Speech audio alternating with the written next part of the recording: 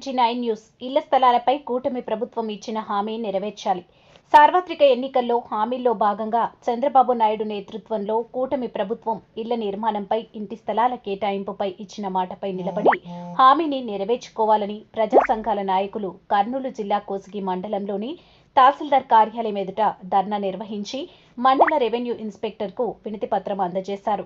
గత వైసీపీ ప్రభుత్వ హయాంలో ఇంటి నిర్మాణం కోసం అప్పటి ప్రభుత్వం పట్టణాలలో 1 సెంటులో 1.5 సెంటు పేదలకు కేటాయించి ఇళ్ల నిర్మాణం చేపట్టి ఇంటి నిర్మాణం కోసం 1,80,000 ఇవ్వడంతో ఇచ్చిన సొమ్ము బేస్మెంట్ వరకే సరిపోయి మిగతా ఇంటి నిర్మాణం కట్టుకోలేని పేదలు అర్ధాంతరంగా ఇంటి నిర్మాణాలు ఆపివేసుకున్న దుస్థితి ఏర్పడిందని, అప్పటి ప్రభుత్వం ఇచ్చిన స్థలం కూడా ఇంటి నిర్మాణానికి సరిపోదు అంటూ ఎన్నికల హామీల్లో గల మెత్తిన చంద్రబాబు నాయుడు తాను ఇచ్చిన మాట ప్రకారం ఇంటి నిర్మాణం కోసం గ్రామాల్లో 3 సెంట్లు, పట్టణాల్లో 2 సెంట్లు ఇచ్చి ఇంటి నిర్మాణం కోసం 5 లక్షల రూపాయలు ప్రభుత్వమే మంజూరు చేయాలని వామపక్ష సంఘాల నాయకులు, సిపిఐ జిల్లా కార్యవర్గ సభ్యులు భాస్కర్ యాదవ్, మండల కార్యదర్శి గోపాల్ ప్రభుత్వాన్ని డిమాండ్ చేశారు.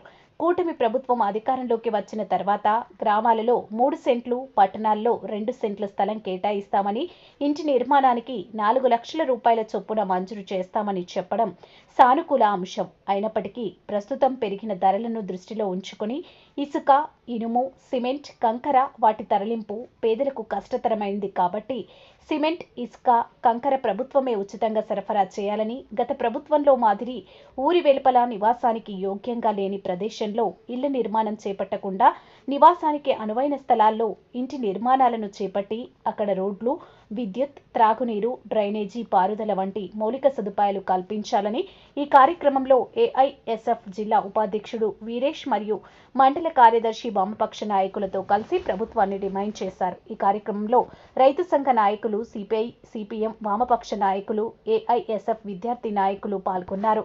MG9 టీవీ న్యూస్ ఛానల్ తో కోసిగి రిపోర్టర్ సతీష్.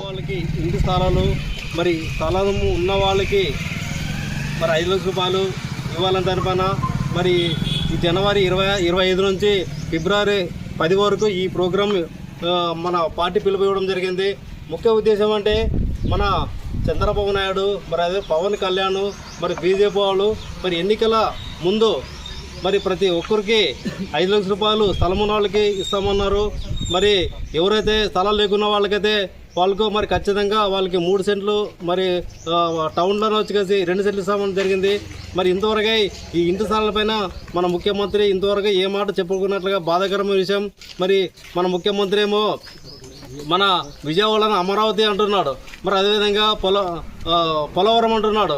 మరి ఆ రెండేనా ఆయనకు ముఖ్యమో, కానీ అది కూడా చెయ్యి సంతోషమే. కమ్యూనిస్ట్ పార్టీ దాన్ని కూడా సపోర్ట్ చేస్తుంది. కానీ పేదవాళ్ళు దృష్టిలో పెట్టుకొని ఖచ్చితంగా ఇంటి స్థలాలు ఇవ్వాలని తరపున మనం సిపిఐ పార్టీగా డిమాండ్ చేస్తున్నాం. ఈ సమావేశానికి ముఖ్య అతిథులు పాల్గొంటున్న సిపిఐ జిల్లా గారు సభ్యులు మన భాస్కర్ అన్న గారు, మరి అదేవిధంగా ఏవైఎఫ్ తాలూకా కార్యదర్శి రాజు, మరి అదేవిధంగా ఏఎస్ఎఫ్ జిల్లా ఉపాధ్యక్షులు మరి వీరేష్, మరి అదేవిధంగా ప్రజాసంఘ బాధ్యులు, మరి డిహెచ్పిఎస్ మండల నాయకులు ఒంగూరు సమ్మన్న గారికి అందరికీ అభినందన చేస్తూ సెలవు తీసుకుంటున్నాం.